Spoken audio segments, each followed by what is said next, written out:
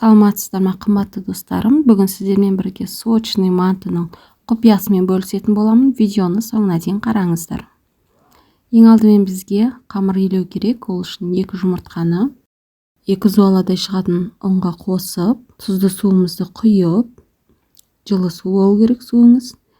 Жақсылап илей бастаймыз. Бір келкі қатты да емес, жұмсақ та емес, орташа қамыр илеп, бөлме температурасына демалдырып қоямыз. Қамырымыз демалғанша фаршымызды, начинкамызды дайындаймыз. Ол үшін бізге фаршты өткізіп алған фаршымыздың үстіне пиязымызды қосамыз. Қазір сіздерге құпиясын айтатын боламын. Осы начинканың сочный болу үшін туралған пиязымызды қосамыз.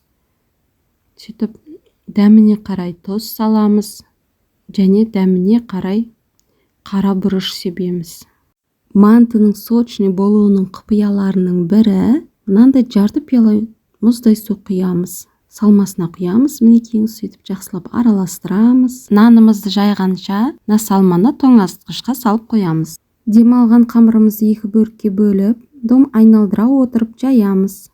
Жайып болғаннан кейін бір келкі қатты жұқа, қатты қалың емес қылып, әдемі қылып шайғаннан кейін мінекейіңіз көз мөлшермен осылай кесіп, бір-бірінің үстіне қойып қамырларымызды.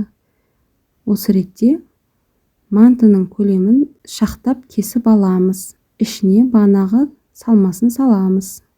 Оны әдемі қылып ресторанский қылып түйеміз. Ол үшін мантының 2 шетін аласыз да, осылай бір-біріне жапсырасыз. Мінекейіңіз, мен саусақтарыма қараңыз, айналдыра отырып осылай түйесіз. Өте оңай және өте әдемі көрінеді. Кісілерге де ұялмай қойсаңыз болады. Мантыны түйіп болғаннан кейін мантоварканы майлап 45 минутқа қайнап тұрған суға қоямыз. Дайын болған мантыны сары маймен бетін ыстықтай майласаңыздар, өте дәмді болады. Өте дәмді, сочный, мощный мантылер шығады. Жасап көріңіздер.